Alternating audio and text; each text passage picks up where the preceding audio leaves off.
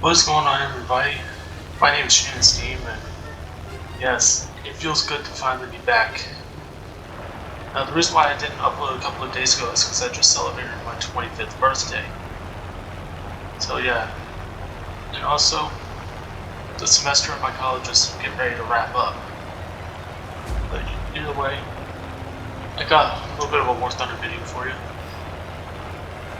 Except this time, I'm gonna be taking out this B-47D.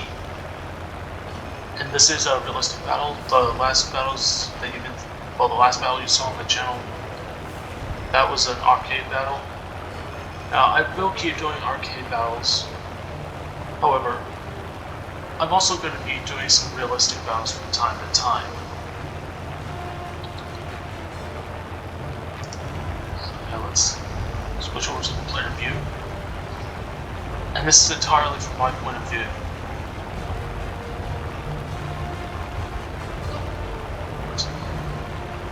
I want to talk to you a little bit about the P-47 aircraft. Not just the D in general, but just the aircraft and its origins. So basically, the story actually begins with the P-36, which first flew in the 1930s. The aircraft itself, while it did have potential, it didn't last very long in the US Air Force. The aircraft mainly had a ton of problems, especially with thrust to weight. The French, they were looking for some new aircraft, and one of the, I guess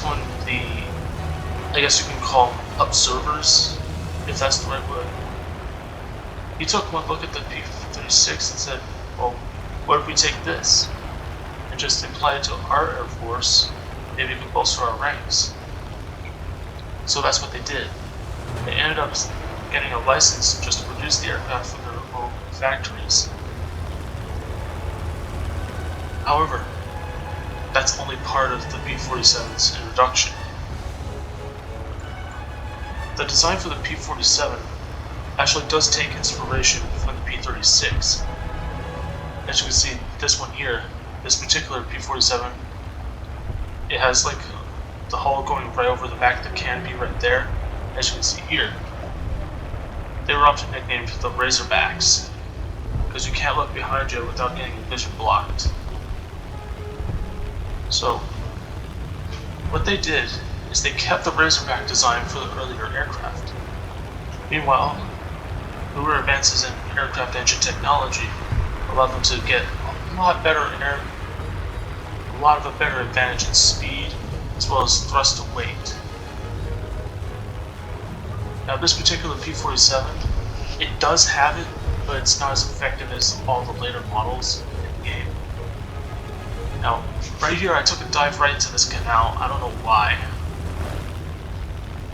but I come low on the bottom. I pull up right behind this P-47, but he ends up shooting down one of my teammates right there, which is an A-16, or A-26B, I should just say.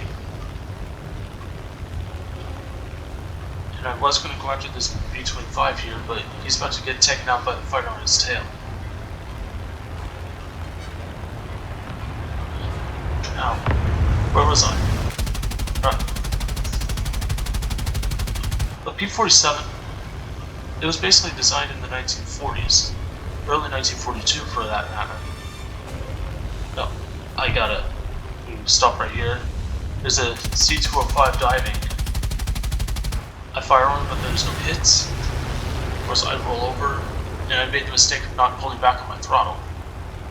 So I almost pancake into the ground. And it should also be noted that this is my first realistic match I've had in a very long while. Yeah, last time I did it, it was in jets. Now right here I was about to do a complete loop, but I forgot I was playing realistic, so it's going to be a lot wider. So I had to loosen up my loop, just to avoid smashing into the ground. And you only get one aircraft in realistic, which is this aircraft here. Not this particular aircraft, you just get the aircraft that you were looking at in the aircraft selection screen. So anyway, back to the history of the aircraft itself. The aircraft first flew in December of 1942. At least I think it's 1942. I didn't fully look into the history of the aircraft, but I'm just going to give you what I know about the aircraft.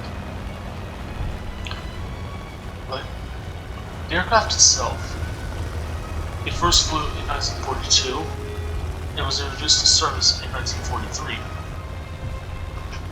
The aircraft, despite their size, they were not really fast fighters.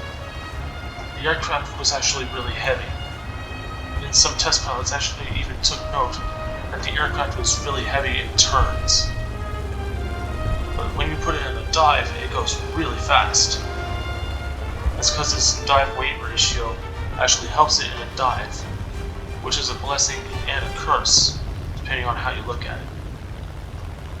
And of course, up here I spot an enemy aircraft. I go into cockpit view for no reason, but I'm using it to track this guy. And sorry if it's a little shaky here. It was kind of a buggy game. So, the aircraft mainly, what it actually did during the war is mainly just patrol fighter roles. Right there I was checking around me just to make sure there was no one around me. Yeah, thus far my only kill has been that ground target.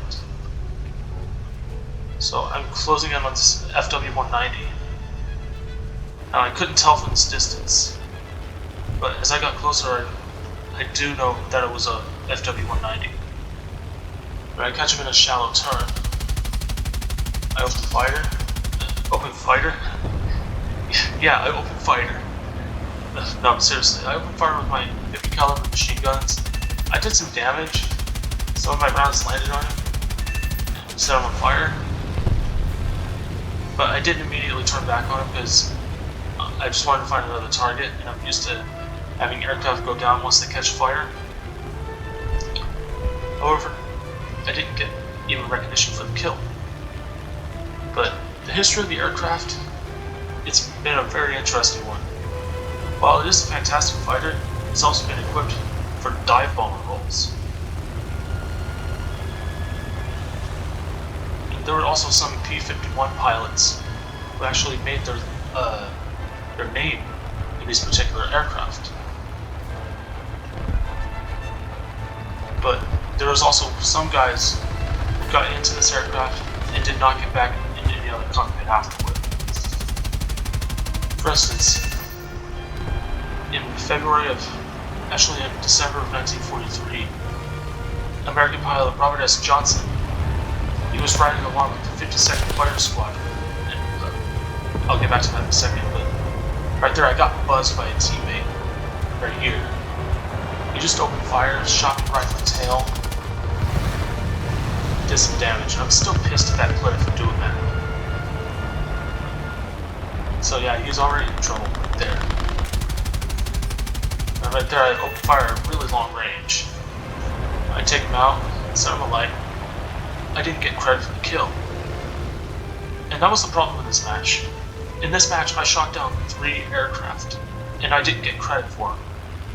So, what the fuck, World Thunder? What the fuck? Come on. But anyway, Robert S. Johnson, he was flying with the 52nd Fighter Squadron. He, as well as the rest of his squadron, they got jumped by a mixed squadron of Messerschmitt 109s and Focke-Wulf 190s. However, when he spotted the threat, he hit the call button on his radio. However, by the time he started getting his words out, his aircraft got hit. It immediately caught fire and immediately went into a rolling spin. And he plunged like 400 feet before regaining control. However, by the time he started flying back home, he was picked up by German ace Egon Meyer, who had 66 kills to his record. But he flew up right on him and started raking him with machine gun and cannon fire, hoping to try and shoot him down. But what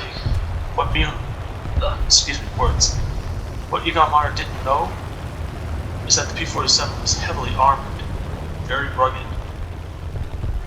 So he did it 2 more times until he ran out of ammunition.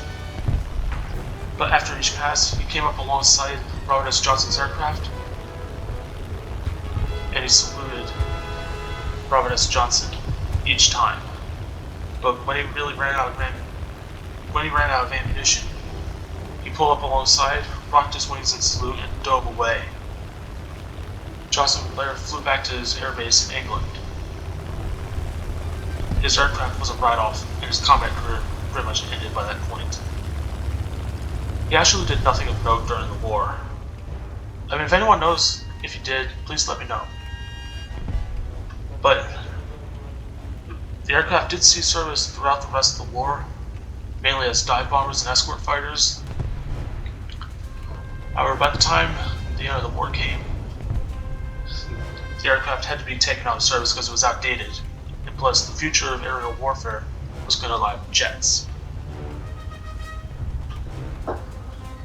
But that did not mean that their service in any military ended entirely. See, a lot of them stayed in service in foreign militaries. Basically, by then, the aircraft still remained a viable threat. Mainly serving with France until 1948, and serving with the Honduran Air Force until 1950, and also staying with the Mexican Air Force until 1962. Nowadays, you can see them at air shows where they perform big aerobatics.